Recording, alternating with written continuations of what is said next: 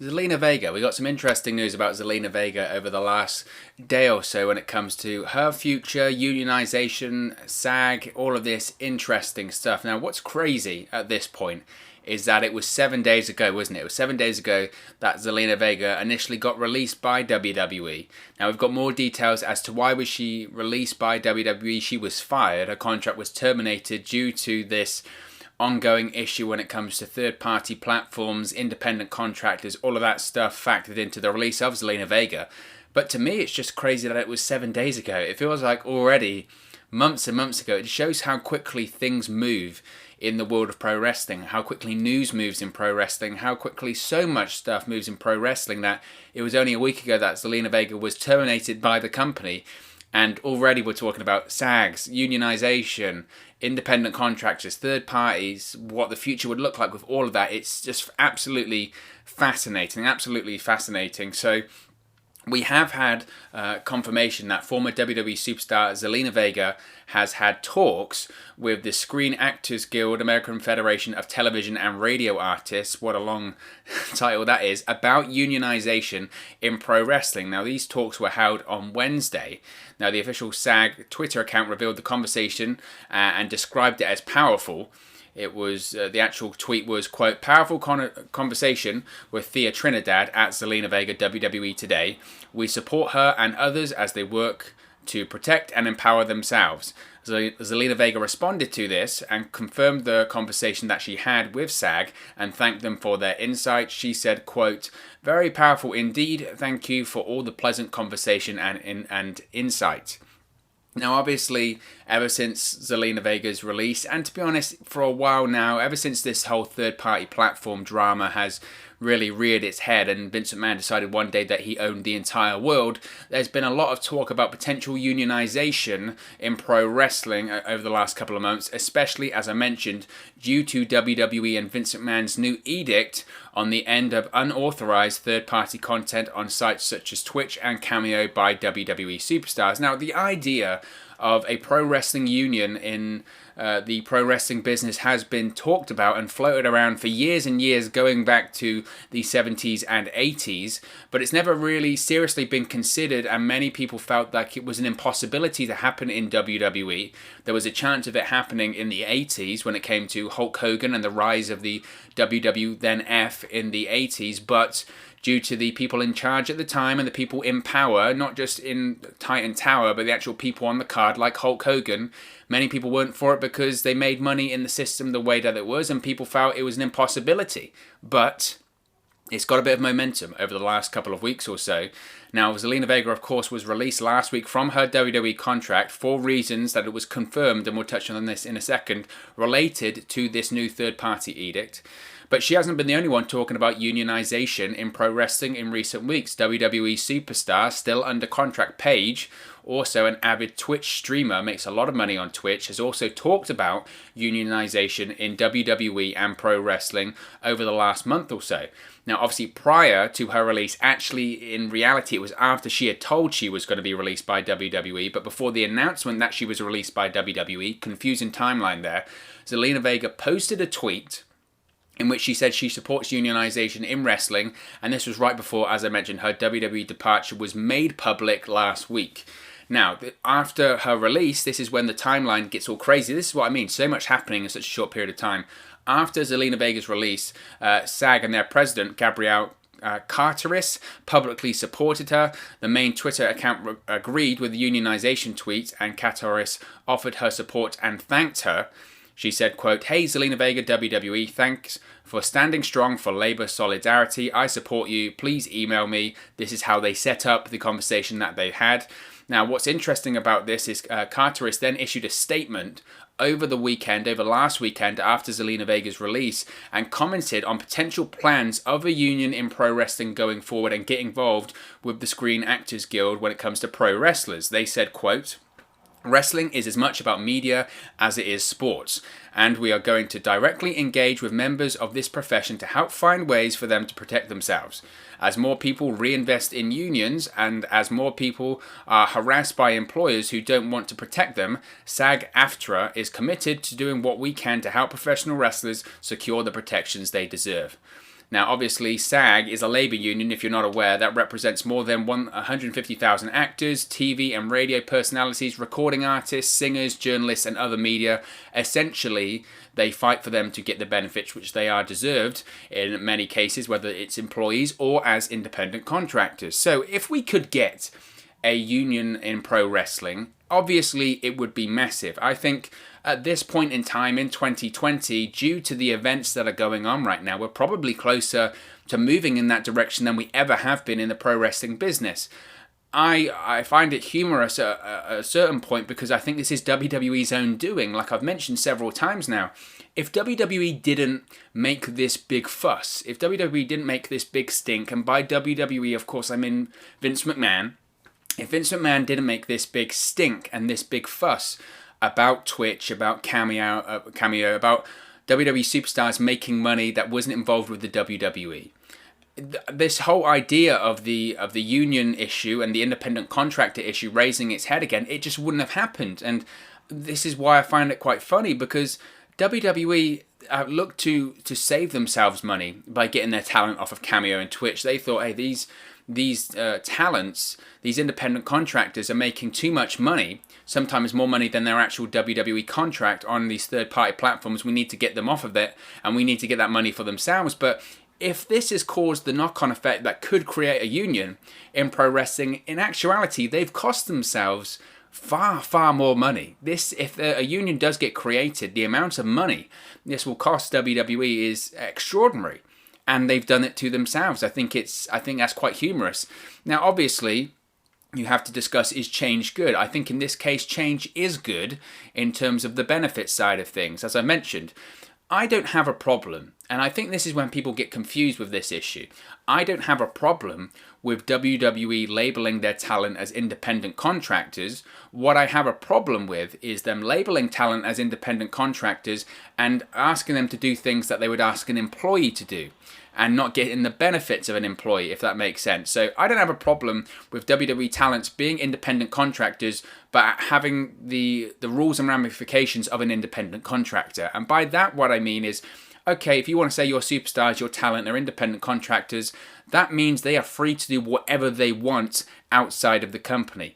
You have them for a certain amount of dates, and that's it. They're allowed to have sponsorships with other sponsors. They're allowed to work with third-party platforms. You can't control what they do outside of these dates and all this kind of stuff. All of that, but that's not true. That's not true, because they're independent contractors by class only, but then they're treated like employees without the benefits. This is the issue. You're treated like an independent, you're told you're an independent contractor, and you have to pay all of your trans, your hotel room, your car, your food on the road, all of your expenses, you have to pay for yourself, and you don't get any of the benefits for it. And yet at the same time, they're trying to control what you do outside of your commitments to the WWE when it comes to working with things like Twitch and Cameo. That's fine if you're an employee of the company, but if you're an independent contractor, you can't control that. So again, it's WWE once again wanting to have the good parts of both sides, and you just can't do that. You have to treat them either way. Either they're employees and you can control that, or they're independent contractors and you can't control that. That's the issue there. And I think the issue with this whole independent contractor thing, it's the carnival mentality. It's that pro wrestling started off in the carnivals and all that kind of thing, and it wasn't regulated. We've had issues when it comes to regulation of the pro wrestling business this year already with a variety of other topics. And it's this carny mentality that is so outdated now because, again, it's laughable because you look at smaller pro wrestling companies and the whole independent contractor thing, and you get it. They can't be employees for them because it is expensive. It is expensive. And they can't afford that. But they treat their independent contractors like independent contractors, which is fine. You can't look at it from a WWE point of view. WWE is a publicly traded billion-dollar company floated on the New York Stock Exchange. It's not the case of they can't afford to have all of these employees. They can. They absolutely can.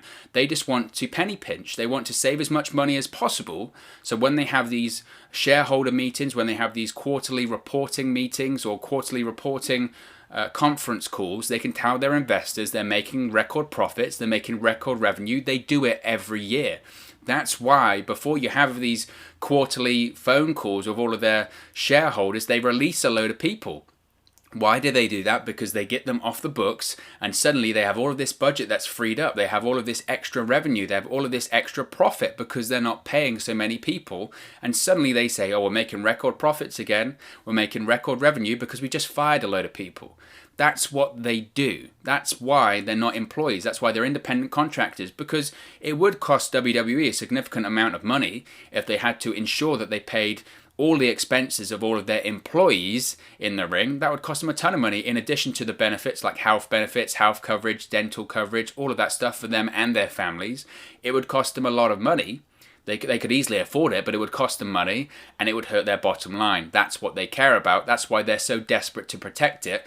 But like I said before, what I find funny about it now is they've been so desperate to protect it for years because it's integral to their business model, yet they've probably ruined it over something as trivial as Twitch and Cameo, because it shined a light right onto this independent contractor issue again, and everyone's starting to pay attention. In the day and age of social media, it doesn't take a lot, especially on things like social media, to get a bit of momentum, and then that's it. You can't bury that. It can't disappear. As much as they would like it to do, it can't just disappear. And again, it's this carny mentality, but they've shot themselves in the foot. That's exactly what WWE have done. You even had, I heard a podcast that Chris Jericho did with Andrew Yang, and of course Andrew Yang's been very influential in all of this, former Democratic presidential nominee, and he's been very open about wanting to move towards a union in pro wrestling, looking to expand the benefits of pro wrestlers in the industry. And ironically, he was on a podcast with Chris Jericho, and Chris Jericho is not a political guy, remember? But he was on a podcast with Chris Jericho, and Chris Jericho said the main difference between WWE and AEW when it comes to this deal.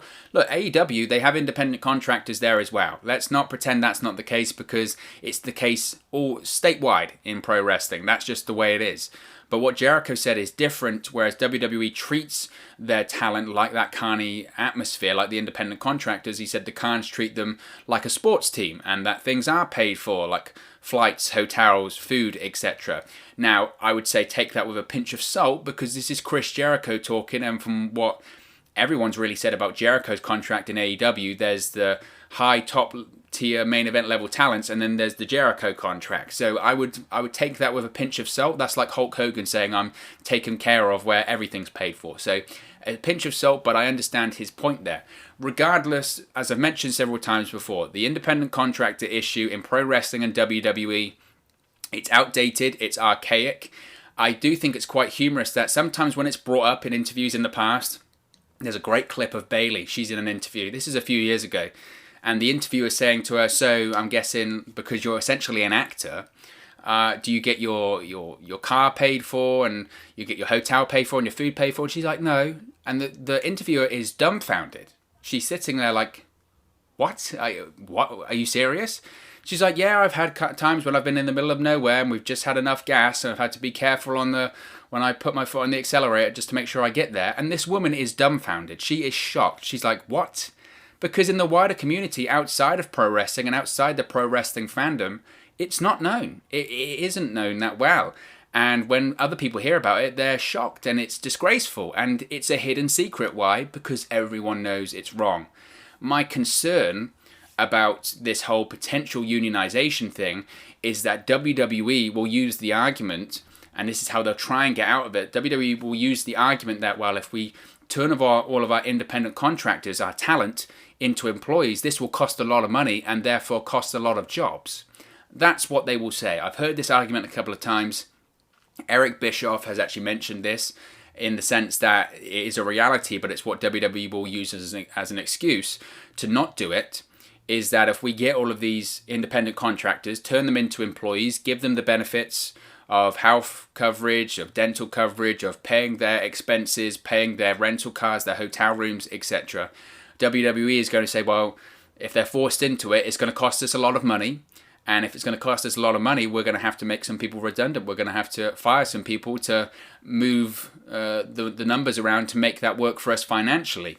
Therefore, WWE might say, well, you do realize if you start a union, you're actually going to be stabbing some of your friends in the back, because then we'll fire a load of your friends because we can't afford them anymore. which is very back-asswards, to be honest, but I can see WWE doing that, which is kind of cold and callous, but that's WWE. That's WWE, that's what they do. Now, an interesting bit of news when it comes to Zelina Vega and Twitch, it's that Zelina Vega, by all accounts, was making more money doing Twitch than she was on her WWE contract. This is according to Dave Meltzer, that Zelina Vega was actually making more money from social media than WWE. Therefore, you can see why someone like Vega would be so vocal about keeping her online profile and revenue streams.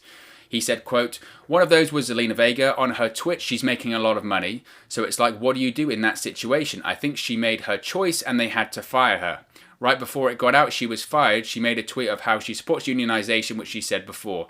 Now, some people have said, well, it's crazy to consider how much money she was making on social media as opposed to WWE. But I think there's a lot of people in a position when it comes to WWE. That's why they're so vocal. I think Big E on something like Cameo was making something outrageous like, was it 50 grand a month? Maybe more than that a month? There are a lot of people. There are a lot of people in her position, and you have to realize the climate that we're in right now. Times are tough. Times are very, very tough. And yes, her dream is to be in the WWE, but in fairness to her, she's done it. She's done it. It's like Jim Morrison, right? He did, was it the Ed Sullivan Show, something like that? And he sung some song and he said some lyric that he wasn't allowed to say. And they said, well, you'll never work the Ed Sullivan Show again. And he said, I've just worked the Ed Sullivan Show.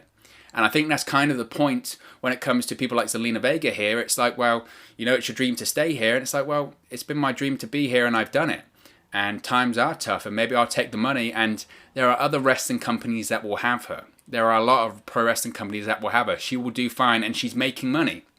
And she will go to the other companies like an AEW, like an Impact Wrestling, like wherever, that will let her do her social media work and she'll get a good contract. And she's already been in films as well. She'll get acting work. She'll probably make more money for leaving WWE than she would have by staying.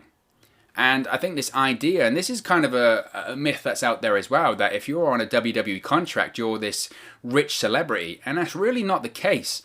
I remember seeing quite a few interviews about this in the past. I remember seeing a shoot interview with Shane Douglas back in the day. Now, okay, I know Shane Douglas, take that for what you will, credibility there.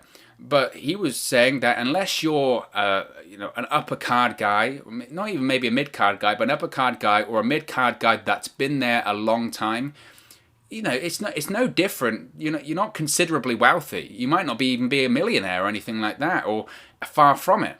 Being on a WWE contract is nothing that it's cracked out to be, especially those NXT contracts. They were saying to sign a contract of AEW, a point of matter, they make it better than an NXT contract. The NXT contracts as well during this pandemic have been reduced. So these NXT contracts, they're barely a lot of money. And then suddenly, if you think of these people that have been streaming, that are in NXT, Adam Cole, I'm sure he is on more money, but people like Mia Yim, Dakota Kai, those people, they were probably making more money on Twitch than they were when it comes to their contracts in NXT, those smaller NXT contracts. And then suddenly you're told you can't have it. Imagine having your paycheck not even cut in half, maybe more than that.